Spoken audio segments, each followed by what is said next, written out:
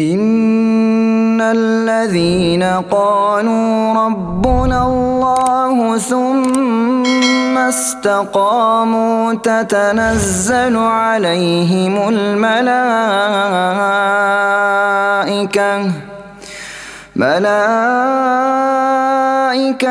ألا تخافوا ولا تحزنوا وأبشروا بالجنة التي كنتم توعدون نحن أولياؤكم في الحياة الدنيا وفي الآخرة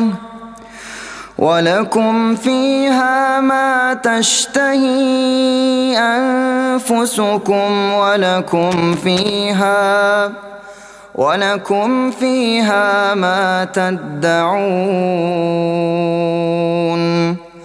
نزلا من غفور رحيم ومن أحسن قولا ممن دعا إلى الله وعمل صالحا وقال إنني من المسلمين.